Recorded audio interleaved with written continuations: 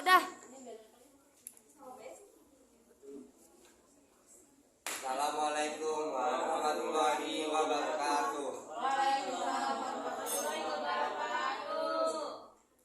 Sini kami akan menjelaskan tentang dampak penjajahan bangsa Eropa pada masa pergerakan nasional hingga kini. Pertama-tama kami akan memperkenalkan diri terlebih dahulu. Perkenalkan, nama saya Daval Vino Pinardi, absen 12. Di sebelah saya ada Zizi Aziza. Di sebelah kiri saya ada Muhammad Farel Juliansyah.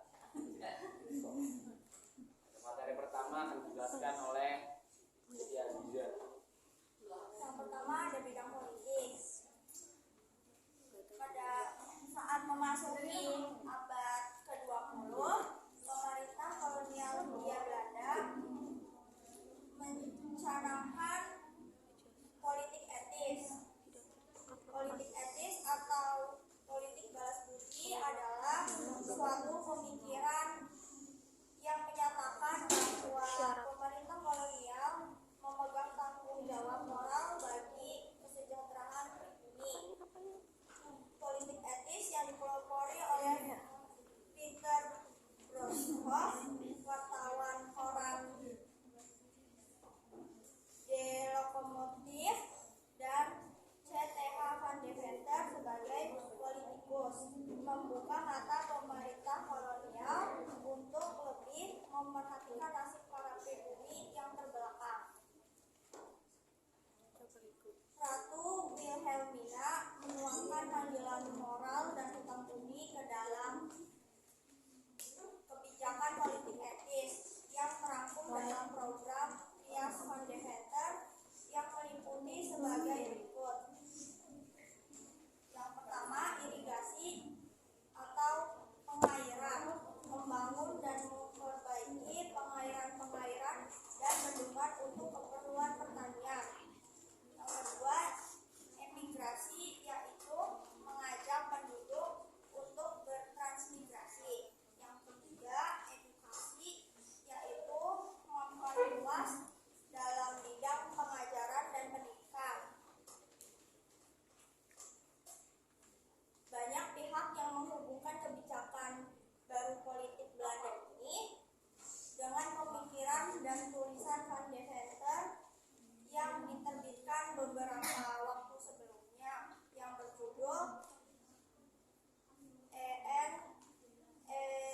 Restored Hutang Hormatan pada majalah Degits di tahun 1899 yang mengecam pemerintah kolonial Hindia Belanda yang tidak memperhatikan nasib penduduk tanah jajahan.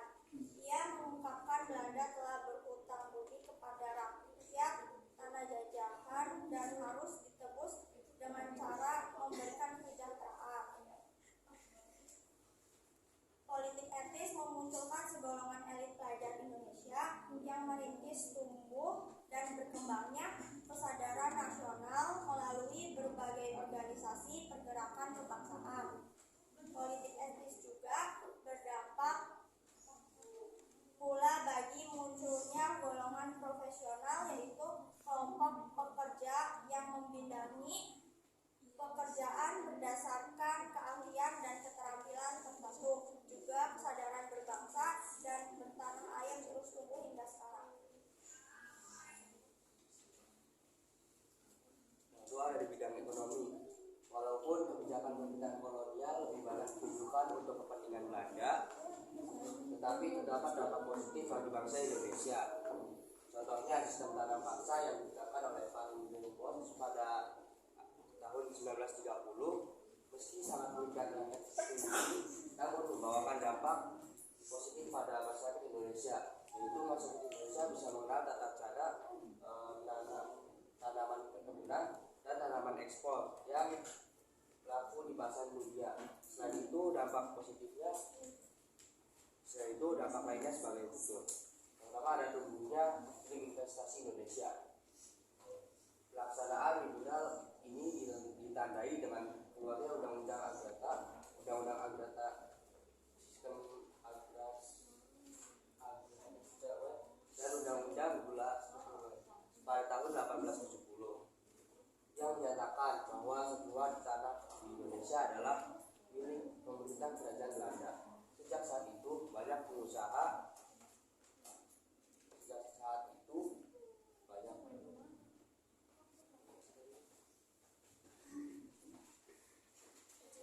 saat itu banyak pengusaha swasta Belanda ataupun swasta Eropa lainnya mendirikan berbagai perkebunan di Indonesia seperti perkebunan tembakau, perkebunan Sumatera Utara, perkebunan tebu di Jawa Tengah dan Jawa Timur, perkebunan kelapa sawit di Sumatera Utara, perkebunan di Jawa Barat dan Sumatera Utara. Hal ini dimaksud bahwa pemerintah kolonial Hindia Belanda lebih mengutamakan negeri induknya untuk melayani dan memberikan keuntungan kepada negeri induknya tersebut.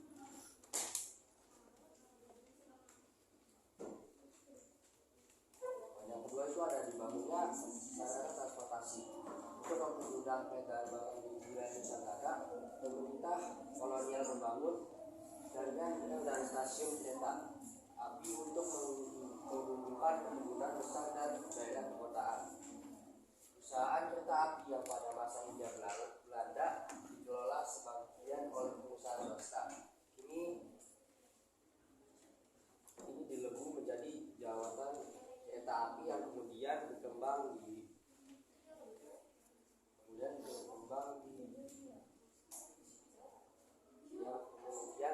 menjadi PTKA Teruka. Kemudian Teruka berkembang menjadi PT Kereta Api Indonesia atau KAI. Angkutan laut juga dikembangkan melalui pembangunan pelabuhan Jakarta, Tanjung Priok, Medan, Belawan, Padang, Teluk Bayu. Angkutan laut dilayani oleh perusahaan pengangkutan Belanda bernama Koninklijke Vaartvaart Maatschappij Gabungan KPN.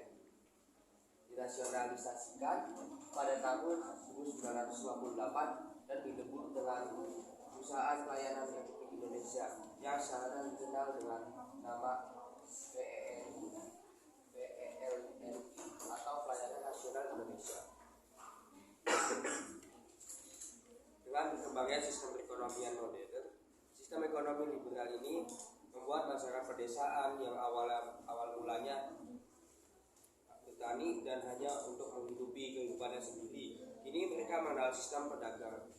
Mereka mengenal sistem perekonomian dan perdagangan internasional. Dengan ini, penduduk pedesaan mulai mengenal barang kebutuhan baru dan mengarahkan pada sistem ekonomi yang lebih luas. Kegiatan ekonomi masyarakat pedesaan mulai berubah yang tadinya bantu menjadi perekonomian uang. Selanjutnya ada munculnya kegiatan perbankan. Berkembangnya kegiatan perekonomian di wilayah jajahan membuat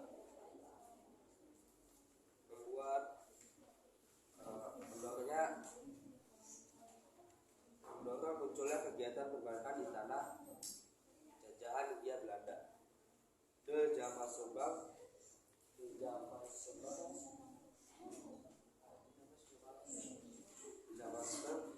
NV didirikan di Belanda pada tanggal 24 Januari tahun 1828 sebagai bank sirkulasi. Bank ini juga mendapat wewenang untuk mencetak uang, untuk menerbitkan mata uang kertas. Tujuan dibentuknya bank ini adalah untuk memelihara kesatuan moneter antara Hindia Belanda dan negeri Belanda dengan cara mempertahankan nilai tukar resmi kedua negara tersebut. Pada tahun 1869, Federasi Handelsmaatschappij lambung NHM menggeser kegiatan usahanya menjadi penyandang modal bagi perusahaan-perusahaan perkebunan dan pemegang monopoli pembelian hasil bumi dalam negeri dan luar negeri. MHM dikenal sebagai bank perkebunan karena telah membantu 17 pabrik gula dengan perkebunan dunia. Selain itu, pada awal abad ke-20, bank-bank asing juga mulai beroperasi di Hindia Belanda, seperti dari Jepang, Taiwan, Cina, dan Eropa, seperti Bank Abuan Saudagar, NB Bank Bumi, The Carter Bank of India, Australia dan China, Hong Kong dan Shanghai Banking Corporation, The Yokohama Spesies Bank, The Matsui Bank, The Bank of China, dan Batavia Bank. Setelah proklamasi kemerdekaan, pemerintah melakukan nasionalisasi terhadap bank-bank milik Belanda menjadi milik negara Republik Indonesia. Antara lain sebagai berikut. Pertama ada Postbank Bank menjadi bank tabungan pos sejak tahun 1990. Kedua ada Jawas Bank menjadi Bank Indonesia pada tanggal 1 Juli 1953. Yang ketiga ada Nederlands Handelsbank NHB pada tahun 1959 yang diubah menjadi Bank Umum Bank Umum Negara dan yang kemudian menjadi Bank Budidaya. Yang keempat ada Eskontrol Bank pada 1960 menjadi Bank Dagang Indonesia. Kedua ada Nederlands Handelsbank menjadi Bank Koperasi Tani dan Nelayan BKTN, dan kemudian menjadi Bank Ekspor Indonesia atau BEI. GBD Volkswagen Bank menjadi Bank Nasional Indonesia.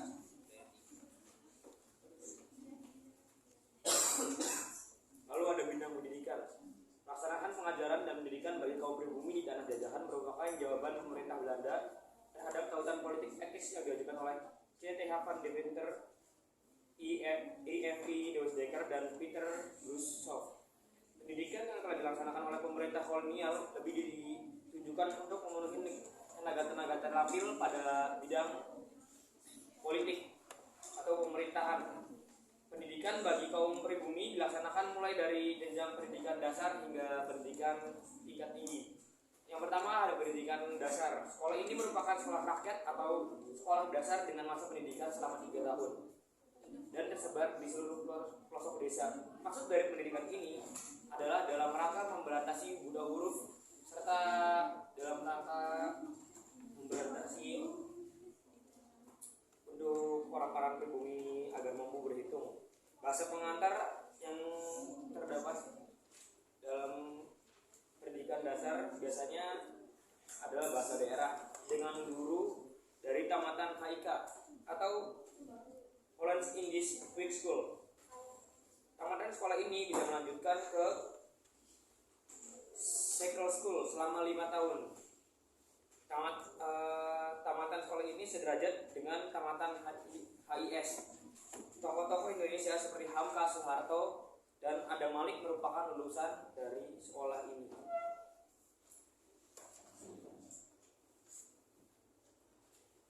Yang kedua ada pendidikan menengah. Setelah tamat sekolah dasar, seorang anak dari golongan Eropa atau elit pribumi dapat meneruskan pendidikannya di HBS atau Horstburger School. HBS adalah sekolah lanjutan tingkat menengah pada zaman Hindia Belanda untuk orang Belanda, Eropa, atau elit pribumi. Dengan bahasa pengantar adalah bahasa Belanda. HBS setara dengan SMP plus SMA yang ditempuh selama 5 tahun. Sedangkan bagi kalangan pribumi biasa bisa melanjutkan sekolahnya ke Mulo atau Mir with Bridge Lager on the Witch, yang berarti pendidikan dasar lebih luas. Pada masa sekarang ini Mulo setara dengan SMP atau sekolah menengah pertama yang ditempuh selama 3 tahun. Tetapi lulusan Mulo harus melanjutkan terlebih dahulu di AMS atau Algemeine Middelbare School selama 3 tahun. AMS sekarang disebut sebagai SMA atau sekolah menengah atas. Yang ketiga ada pendidikan tinggi. Lulusan sekolah ini langsung bekerja sebagai pamong praja. Sekolah ini juga disebut sebagai sekolah menak karena murid-muridnya kebanyakan adalah anak priai seperti bupati, patih, atau bedana. Austria didirikan pada tahun 1879 di Bandung. Sekarang sekolah ini berubah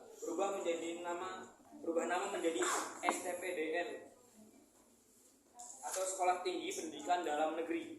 Sekolah-sekolah swasta ini didirikan baik sekolah swasta pribumi maupun sekolah swasta asing. Dan ada pun sekolah yang berdasarkan agama Islam yang didirikan oleh Syarikat Islam Muhammadiyah dan sekolah agama di Sumatera Barat. Adapun pelopor sekolah untuk kemajuan wanita antara lain R.A. Kartini di Jawa Barat, Dewi Sartika di Jawa Tengah, Walanda Maramis di Sulawesi, dan Rahma El Misiah di Sumatera Barat. Jenjang-jenjang pendidikan di Indonesia sekarang hampir menyerupai jenjang-jenjang pendidikan pada zaman kolonial. Walaupun demikian, terjadi perubahan besar dalam bidang kurikulum yang terus dilakukan perubahan untuk dengan perkembangan zaman. Materi selanjutnya akan diteruskan oleh Citra Jibril. Materi yang terakhir ada bidang sosial budaya. Bidang sosial budaya membawa dampak sebagai berikut. Pertama, pembagian status sosial masyarakat, pembagian status kedudukan sosial pada zaman kolonial Belanda ditetapkan dalam peraturan hukum ketatanegaraan Hindia Belanda Indisch Staatsregeling tahun 1927. Golongan Eropa yang dipersamakan yaitu bangsa Belanda dan keturunannya, bangsa-bangsa Eropa lainnya seperti Portugis, Prancis, Inggris, dan sebagainya. Orang-orang bangsa lain bukan Eropa yang telah dipersamakan dengan Eropa karena kekayaan, keturunan bangsawan, dan pendidikan. Yang kedua, golongan timur asing yaitu golongan yang terdiri dari golongan Cina, Arab, India, Pakistan, dan lain-lain. Mereka berada pada lapisan menengah. Yang ketiga, golongan pribumi yaitu bangsa Indonesia asli, Bumi Putra yang berada pada lapisan bawah. Yang kedua, adanya pelapisan sosial. Dalam masyarakat pribumi dikenal adanya pelapisan sosial berdasarkan status sosialnya yaitu lapisan bawah, menengah, dan lapisan atas. Lapisan bawah terdiri dari rakyat jelata dan merupakan penduduk terbesar dan hidup melarat. Mereka tinggal di desa-desa sebagai petani dan buruh perkebunan, di kota-kota sebagai buruh kecil dan tukang petang. Lalu ada lapisan menengah, meliputi para pedagang kecil dan menengah, petani-petani kaya dan pegawai. Yang terakhir, lapisan atas terdiri atas keturunan-keturunan bangsawan atau kerabat raja yang memerintah suatu daerah. Golongan ini biasanya disebut elit tradisional dan elit daerah. Di samping elit tradisional muncul juga elit temporer atau disebut juga elit agama. Cukup sekian yang bisa kami sampaikan. Kurang lebihnya mohon maaf. Wassalamualaikum warahmatullahi wabarakatuh.